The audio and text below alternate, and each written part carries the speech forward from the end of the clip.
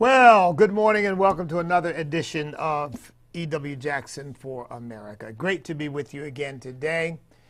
Look, this is a very important day. It's January. Wow. Whew, I'm 6 months off. It's June the 6th. And of course, we are commemorating D-Day today. And I want to start by talking a little bit about that.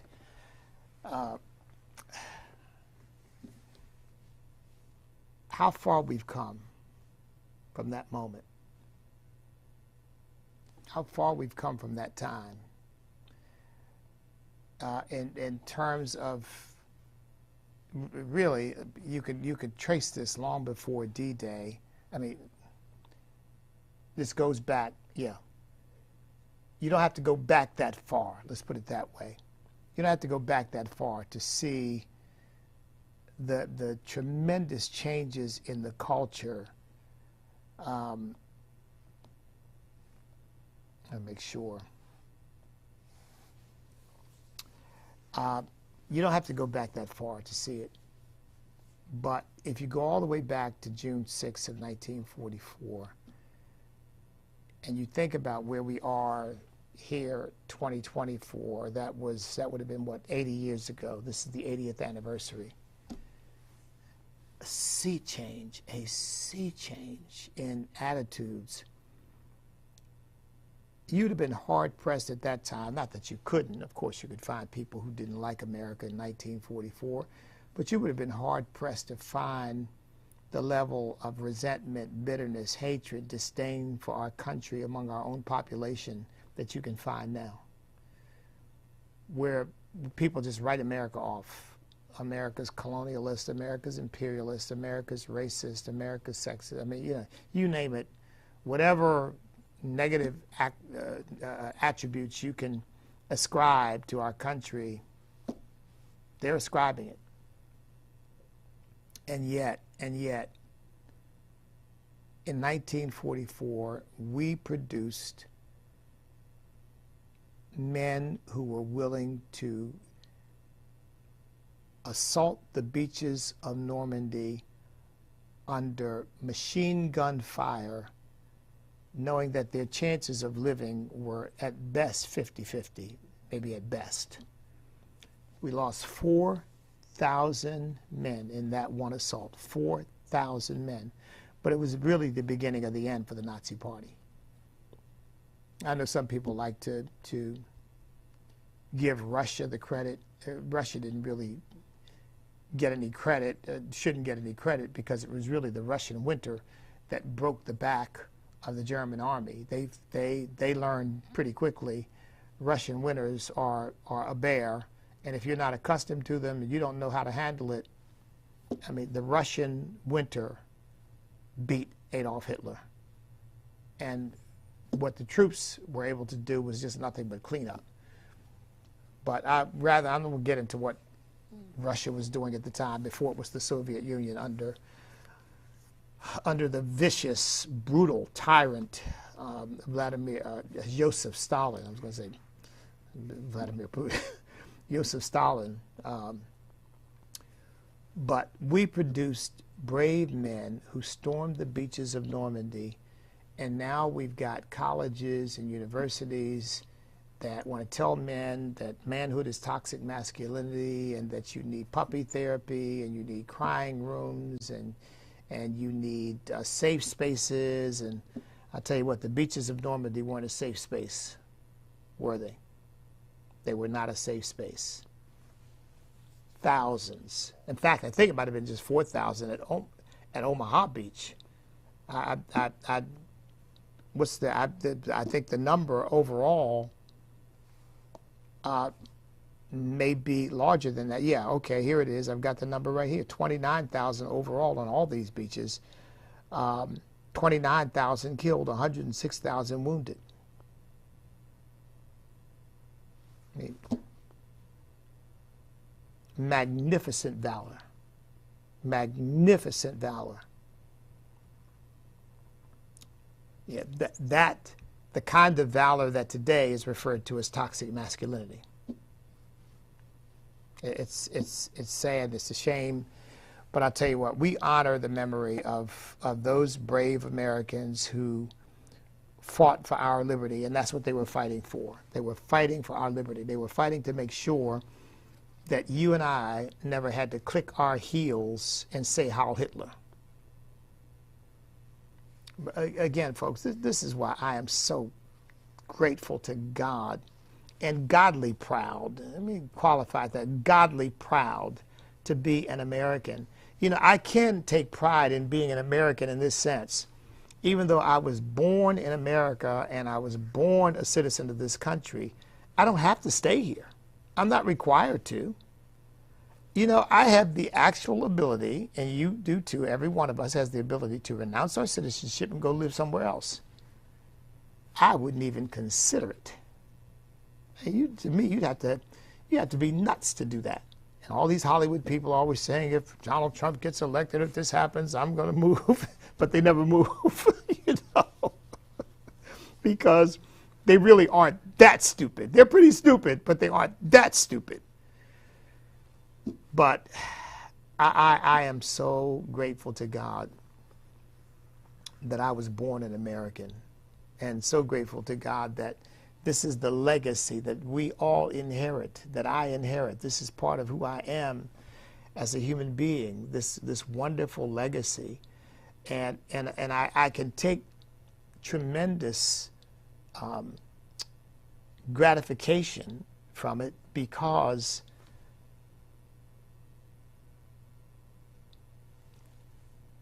I choose to embrace that legacy. I choose to want to be a part of it.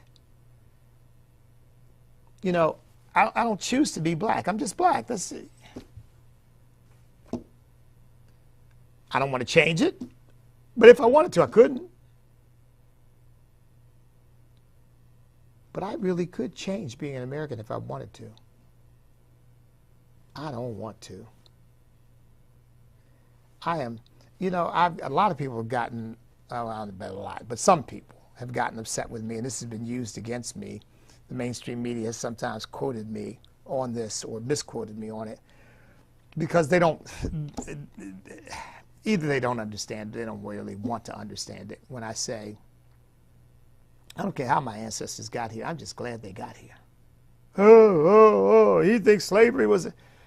Look, slavery is a universal institution that was never good. It was never good. It was always a denigration of human beings. It was always robbing human beings of the human dignity that God gave them. It was never good. So that, going all the way back to the Roman enslavement of Greeks and others that they conquered, all the way up to the African slave trade, which was just a continuation of slavery that was universal in the entire world. It happened everywhere, on every continent, among every tribe, among every people. And slavery was born, of course, primarily of conquest. You conquered people, and the way you subjugated them was to put many of them, if not most of them, in slavery. That's just the way the world worked. That's just the way it was. It wasn't good, it wasn't right, it was evil, but that's the way it was, because human beings being fallen are that way.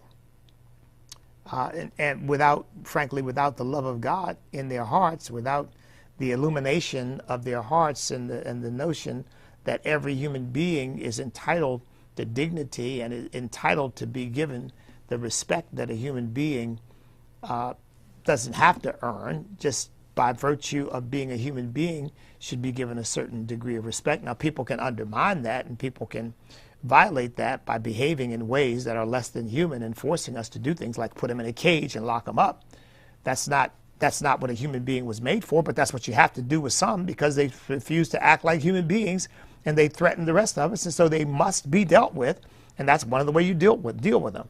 One of the ways you deal with them, you have to execute them, you have to kill them, either self-defense or an execution by the state, because they've shown themselves to be so dangerous to the lives of others that they can no longer be treated as a human being and accorded with the human dignity that gives them a right to continue to live or a right to continue to be free.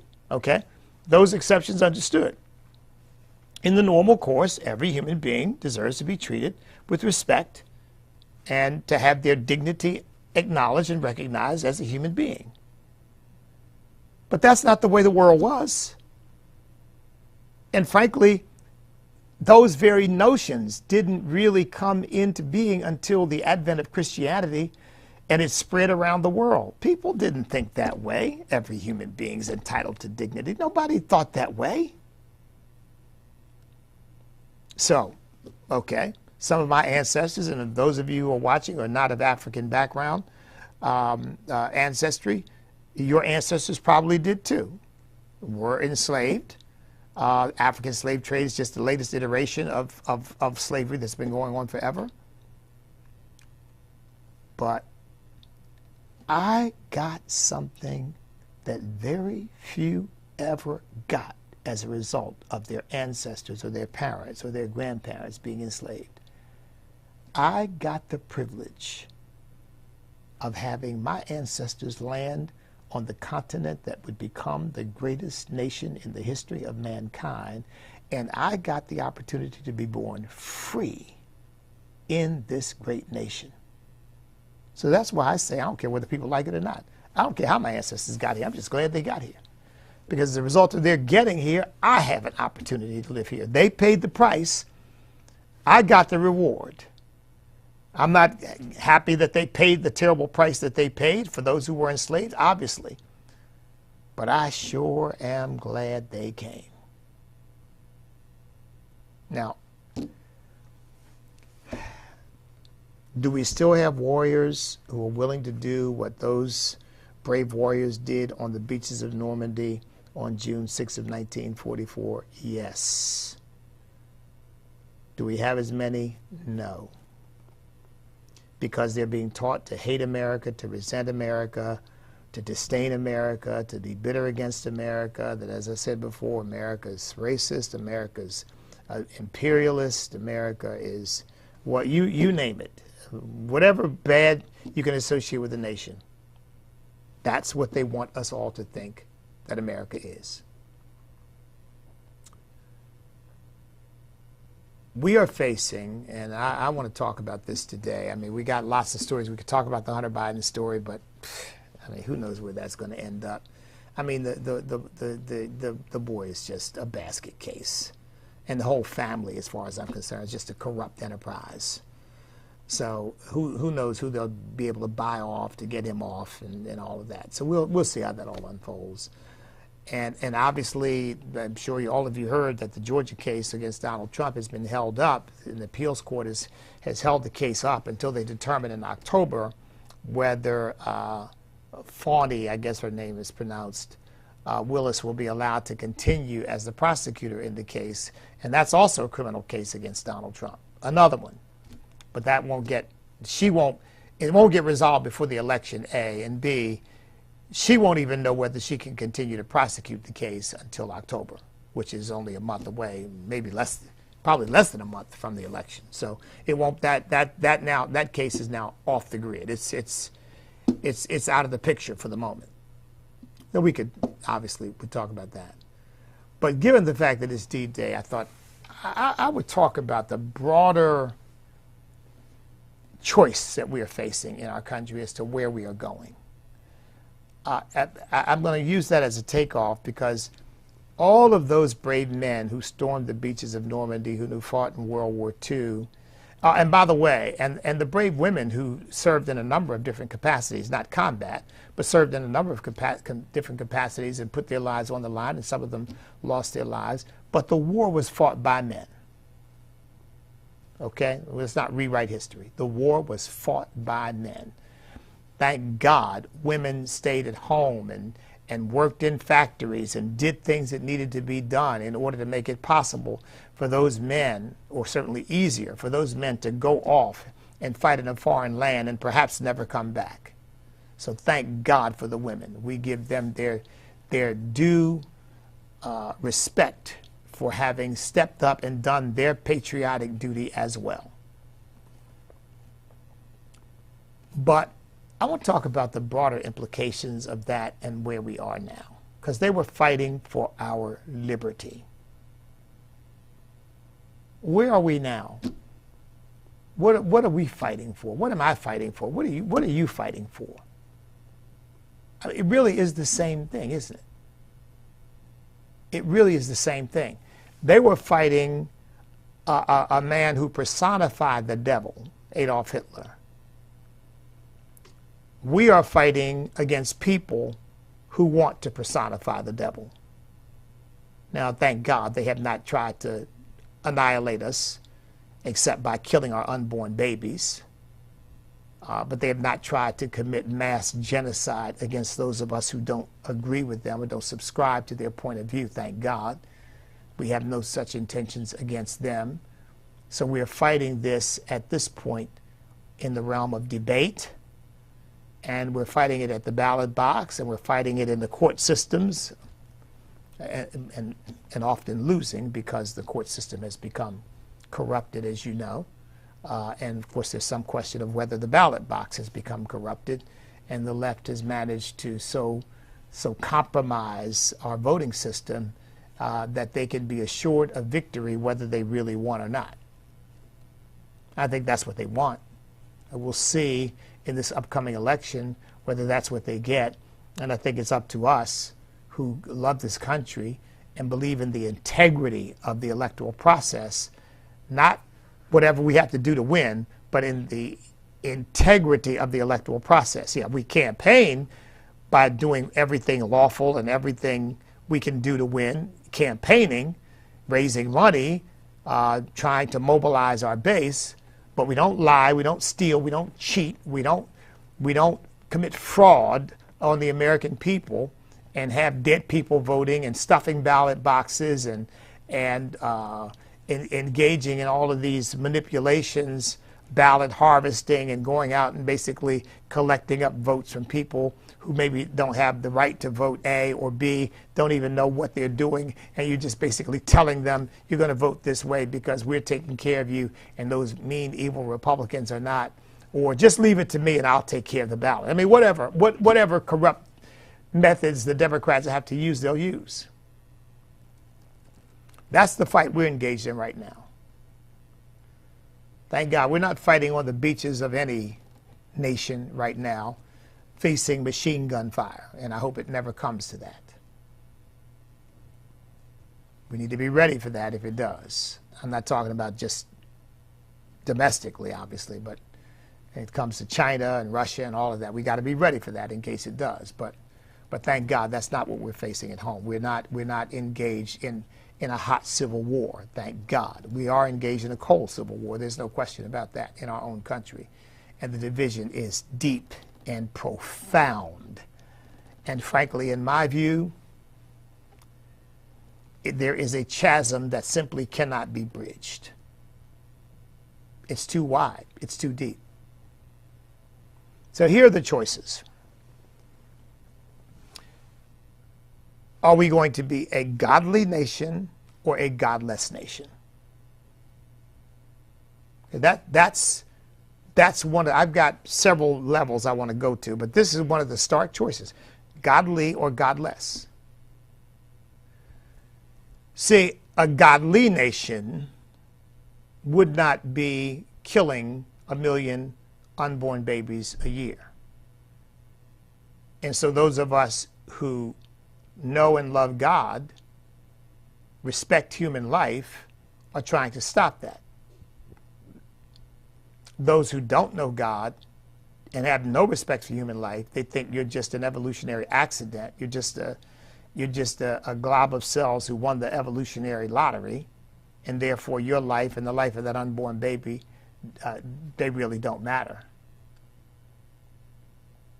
I was watching a documentary on this woman who had been murdered while pregnant, and it was interesting to see the two perspectives because they interviewed two different people about her murder and the murder of her unborn child. And one person said, you know, that the assailant was charged with 2 murders, her murder and the murder of her unborn child. Another guy, I think he was a prosecutor, said, well, we also had to charge him for destroying a viable fetus. Yeah. And I thought, there's the difference. We had to charge him for destroying a viable fetus. He didn't want to say unborn child. And he didn't want to say killing. He didn't want to say murder, even though they had to charge him for 2 murders. See the hypocrisy here? But he could barely bring himself to acknowledge that he had murdered an unborn child. We had to charge him for the destruction of a viable fetus. I don't even know what that means. Are we going to be a godly nation or a godless nation? You see, one represents a godly worldview, which is this is a person, this is a human being, this is God's creation. And the other says it's just a viable fetus. A godly nation says, wait a minute, we were created by Almighty God in His image and in His likeness. He made us male and female. Therefore, a man shall leave his mother and father and cling to his wife. They two shall be one flesh. That's the definition of marriage. There it is. Not, oh, no, no, no, no, no, no. You can have whatever you want. You can be 2 men, 5 women, 1 man, 1 drag queen. I don't know, figure out some other kind of freakish way to live, and all you can all get, you know, you can have a joint marriage. You can be 2 men marriage. You can be 2 women, yeah, whatever. Or you could be apparently, I guess, you can be a man who thinks he's a woman marrying another woman who thinks she's a man. You know. That's godlessness, because basically what you have done is you've rejected the godly view that we are made in the image and likeness of God, and that our gender is therefore fixed and immutable by Almighty God. I mean, leaving aside birth defects and all of that, we understand these things.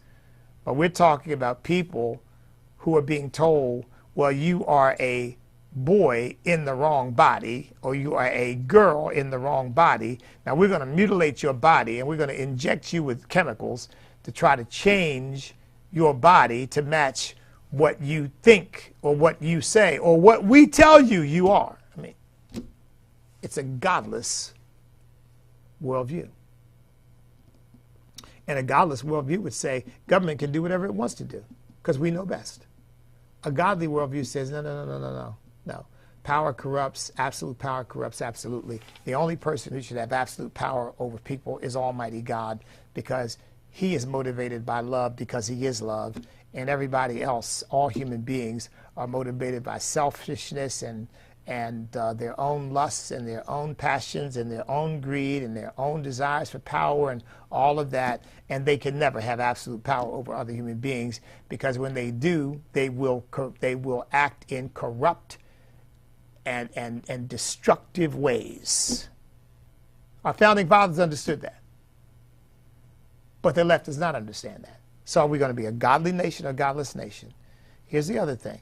Are we going to be a nation of Judeo-Christian truths, values, principles, truths, or are we going to be a nation of moral and cultural relativism? In other words, in which there are no fixed standards, there is no absolute truth. You make up whatever as you go along. And folks, that sets us up for moral and spiritual chaos, political chaos as well. Because if there are no fixed truths, if there is no absolute right or wrong, just like right now, for example, here's just one quick example. In various places around the country now, I believe New York, California, probably Massachusetts as well, you know, these blue states where you can steal, and as long as you don't steal more than $950, it's going to be basically dismissed as a misdemeanor. No harm, no foul. No big deal. And if you had 10 people walk in, they all steal $950, now you got $9,500. Or you have 100 people storm into a store and they all steal $900, now you got $95,000. But each of them is just committing a misdemeanor, and no big deal. Let them go. See, a Judeo-Christian value system says, you shall not steal, period. period. You know, the Bible in the book of Proverbs says you can have compassion upon someone if they steal because they are hungry. They steal to feed themselves. It doesn't say it's right. It doesn't say it's acceptable. It's still stealing. It says, but you can have some compassion, some understanding. It doesn't say you should do it. But these people aren't stealing for hunger. They're not stealing because they're going into the jewelry stores and electronic stores and Apple stores and doing smash and grabs. And you got people justifying it because rather than the absolute rule, you shall not steal, their rule is, well, social justice, they're deprived, they don't have as much as some people have, they're really entitled, and all of this nonsense. So it kind of depends. Is it wrong to steal? Well, let's think about that for a second. No, there's nothing to think about. I don't care if you are a billionaire and I am a pauper and I take something that belongs to you. It is morally wrong, and God will hold you accountable, or hold the person who did the stealing accountable, because God says you shall not steal. That stealing is wrong. End of discussion. And it doesn't matter who's stealing from whom. You can be rich stealing from the poor, poor stealing from the rich. It doesn't matter. It's wrong. But are we going to be a nation of Judeo-Christian values and principles, truths? Or are we going to be a nation of moral and cultural and spiritual relativism in which any and everything goes depending on how we feel that day or that month or that year? And look, so here is a corollary of that. Are we going to be a nation of laws or a nation of feelings and fads? A nation of laws or a nation of feelings and fads? See, if we're a nation of laws, it means that the law applies equally to you and to me, regardless of our status, regardless of our wealth, regardless of our skin color. Now, here again, I know that our system is not perfect and human beings manage it and implement it, and therefore it is going to have mistakes, but that's the ideal to which we are all shooting and for which we ought to all be working, right? We agree with that, even though we know it may not work perfectly. Sure, the rich, because they can hire big-time attorneys and they can do all kinds of, bring all kinds of high-powered expert witnesses in, have a much better shot in some cases than would a poor person who is depending upon some kind of public defender, right? Of course, we understand that. But our goal is, there's no difference. We want the law to apply equally to everybody. And that's why, by the way, poor people get acquitted and rich people get convicted. Again, do we do it perfectly? No. But there's not a person watching me right now, listening to me, who can deny that poor people get acquitted and rich people get convicted. Happens every day. And we've seen some of these big cases that they've happened right before our eyes. That's the way it's supposed to work. But, if we're a nation of feelings and fads, then we apply the law differently to people that we favor. We apply the law differently to people who think more like we think. We apply the law differently to people based upon what we think is important. So, for example, if property rights are not important and a person is being accused of destroying someone else's property, oh, no big deal. It's only property. But if we're a nation of laws, it doesn't matter. You destroyed property and you're going to get the appropriate legal punishment that garners. Oh, well, all I did was destroy his property. Yeah, well, you did something wrong because it didn't belong to you to destroy. but a nation of fads and feelings, well, it's only property. I think I told you all, when I was practicing law up in Massachusetts, I represented some landlords. I never had a tenant practice. Not that I wouldn't have represented someone who was a tenant. It's just not the way the Lord used me, not the way my practice went. So I ended up representing landlords. And I found out something. I found out that if you were a property owner in Boston, and particularly Cambridge, but in both, where you had rent control, and you were automatically persona non grata by virtue of owning property. And I am not exaggerating, folks. I witnessed it. I experienced it. If I was representing a client who owned buildings and they were trying to evict someone who wasn't paying the rent, the rent control board, if they were in a rent controlled area, the rent control board treated them like they were a rank criminal. Not because they'd done something wrong, but because they owned property. And the tenant was treated like a god, entitled to pretty much anything they wanted. So getting somebody evicted from your property for failure to pay rent, it was going to cost you.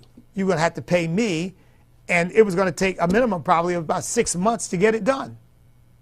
Assuming you could get it done then, because they could postpone, and they could delay, and they could obfuscate.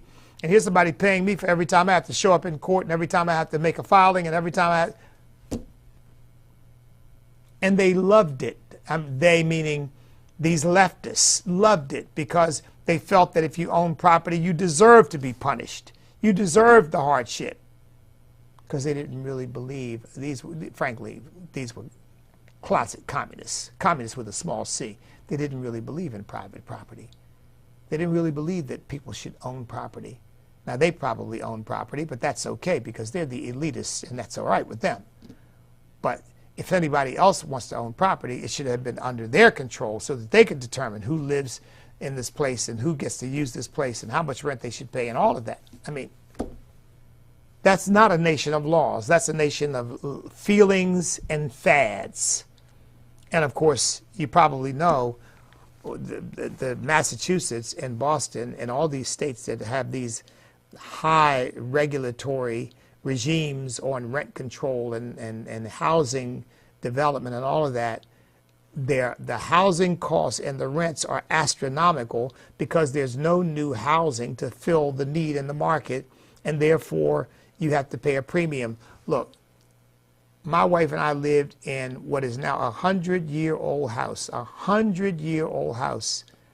that was, I mean, it was okay, but it was 100 years old. That house still exists. That house is on the market now for $1 million. $1 million in Massachusetts. For $1 million in Virginia or Tennessee or Texas, or you'd live in a mansion. And it wasn't a mansion. It had, I think it had 4,000 square foot lot. 4,000 square feet, the lot, which is a small front lawn and a little itty bitty backyard. We did have an above ground pool in our backyard there. But that house now sells for $1 million. And it's been close to $1 million for a while. It probably is more than that now. I haven't looked lately. But that was the attitude. And that's where the left wants to take us. Not a nation of laws, but a nation of feelings and fads. Donald Trump's the perfect example, really the victim of this.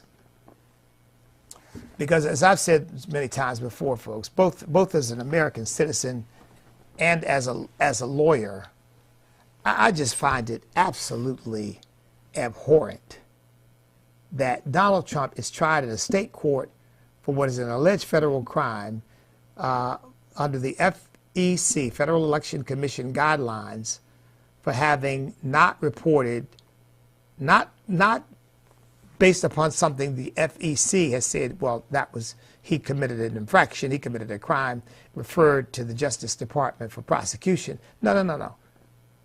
The FEC refused to take action. The Justice Department refused to take action. And a local prosecutor takes action and convicts him of 34 counts of what? That he allegedly mischaracterized a transaction which was a settlement agreement with this woman. And somehow that's a criminal violation that a state court finds him guilty of, and they're going to put him in prison. It will not stand before the U.S. Supreme Court. But see, they don't care, because in their view, we're not a nation of laws. We're a nation of feelings and fads, and they hate Donald Trump. And so anything they can do to get Donald Trump, they're going to do. Anything.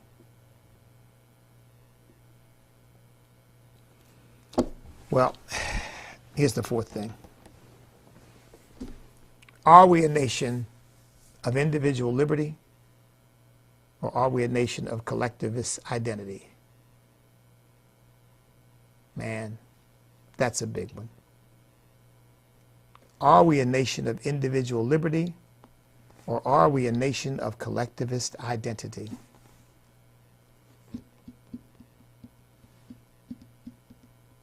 You know which way the left wants to take us. See, a nation of individual liberty means you don't get characterized, you don't get a break, and you don't get a detriment because you're collectively identified with a group of people based on your skin color, or because you're collectively identified with a group of people based on your native first language, or because you're collectively identified with a group of people based on your sexual orientation, whatever that means, or you're collectively identified on the basis of your gender. No. You are judged, adjudicated, hired, fired, given the whatever services you may need based upon your competence, your qualifications, your character. Period. End of discussion. That's where we've got to go. That's the vision for America. But no. The left says no. Individualism and individual liberty don't matter. What matters is collective identity. And individual liberty must give way to collective identity, which is why you have First Amendment rights. No, you don't. Because if in your First Amendment rights mean that you are saying something that we find hateful to someone's collective identity, the identity group to which they belong, then you don't have a First Amendment right. So see, the left would they would love to end my First Amendment liberty to say homosexuality is sin. It's an abomination to God. It is sick, it's disgusting, it is wrong, and there's no such thing as a same-sex marriage. Now, people can have whatever relationship they choose to have, whatever perverse deal they want to deal with. They can do it. But it's not a marriage. I don't care what they say. I don't care who performs it. You can put 15 robes on them and put on a mitre and give them incense and do whatever you want to do. To make it look really religious and really sacred. It's an abomination to God, and it'll never be a marriage. Never. Ever. And when they stand before God, they're going to find that out. That all it was a sin against God, a rebellion against his word.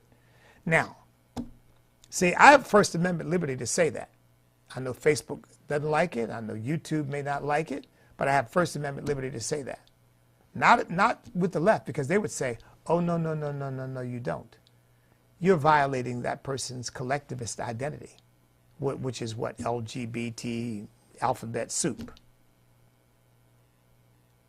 And your First Amendment liberties must be curtailed limited, restricted. So you don't have freedom of religion to say what you just said. You don't have freedom of speech to say what you just said. Are we a nation of individual liberty? In which, yes, I do. And then you know what you can do? The person who doesn't agree with me can say, well, Bishop E.W. Jackson is wrong. And he's a knucklehead, and he's a crazy guy. And you can say whatever you want to say. Here's where he's logically wrong. Here's where he's emotionally wrong. Whatever. And you know what? I say, have at it. You have a right to do that. You have a right to characterize me however you wish. You don't have a right to lie about me and say things about me that are not true. Because even though I'm a public figure, still there is such a thing as slander and libel when you say things about people that are categorically false, and you do it with intention and malice. That's a violation of our civil laws, and you can be sued for that. It's hard for a person who's a public figure to sue because the courts say, well, you stepped into the public arena and therefore it comes with the territory. But still, I would sue somebody if they said something about me that I found so egregiously wrong that and so hurtful of my reputation that I'd have to vindicate myself. That's a different matter. But somebody says, E.W. Jackson's stupid. E.W. Jackson doesn't know what he's talking about. E.W. Jackson is some superstitious nutcase who believes all this Bible stuff. E.W. Jackson, listen, I don't like it, but I defend your right to do it. I'm serious. I defend your right to do it because that's what freedom means, folks. And there's something to be said. Look, I stepped into the public arena, and it does kind of come with the territory. What you don't have a right to do, which is something you all know that I've had to deal with, is threaten my life. You don't have a right to put me in jeopardy of feeling somebody's going to shoot me because of my opinions. I wouldn't do that to anyone else. Even their negative opinions about me personally, I'm not going to go out and hurt them over it. I'm going to do the same thing I've just recommended that they do when I say the things I say, which is, let me explain to you why this person's wrong and off the mark. Let me give you the truth of the matter. And that's what freedom is all about, but not for the left. They don't want that. They don't want that. They don't want individual liberty. They want collectivist identity. And you must bow to the will of the collective, or you will lose your livelihood, you will lose your reputation, and who knows what else. And I'm talking about the things that they will try to do to you that don't necessarily set them up to be charged with a crime. There's some of them who I've experienced it, and Donald Trump and others have experienced it far more than I have, which is they will try to take your life if they can. But individual liberty says, no, no, no, no. You protect the right of individuals to freely express their conscience. And the way you respond to speech you consider bad is with speech you consider good. You don't respond to it by trying to put them in jail. You don't respond to it by trying to have them killed. You don't respond to it by lying about them and trying to soil their reputation by saying things that you know are not true. But the left doesn't care about individual liberty. They only care about collectivist identity, because collectivist identity is their way to power. Individual liberty doesn't help them. So you've got to keep everybody in line. You've got to keep everybody under control. You've got to keep everybody in lockstep with the collective. And frankly, folks, what is that? There's a word for it, right? Communism. That's what it is. Communism, by any other name, is still the same, but that's what it is. That's what it really is. All of these things that I've shared with you, godly versus godless, Judeo-Christian versus moral and cultural relativism, laws versus feelings and fads, individual liberty versus collectivism.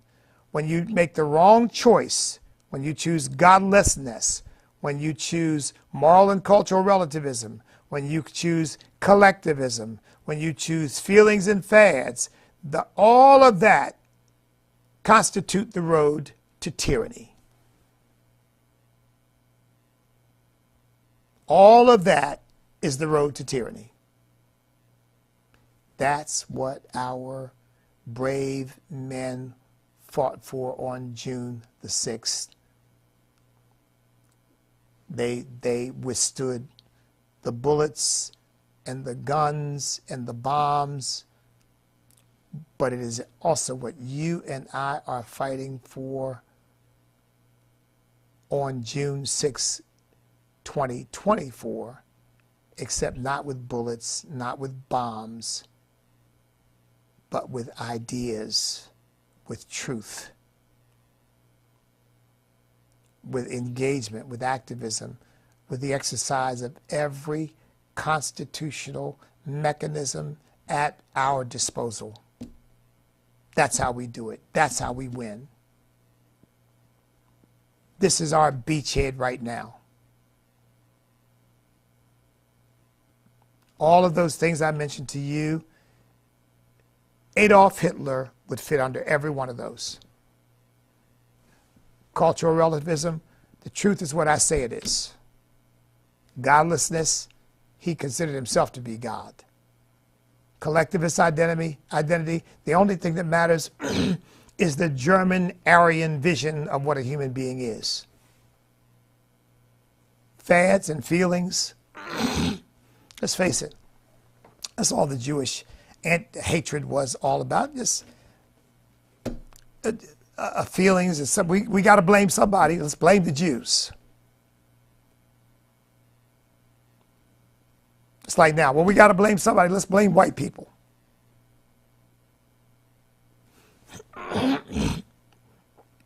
All of that is the road to tyranny, and that's what we're fighting to stop. That is what we're fighting to stop.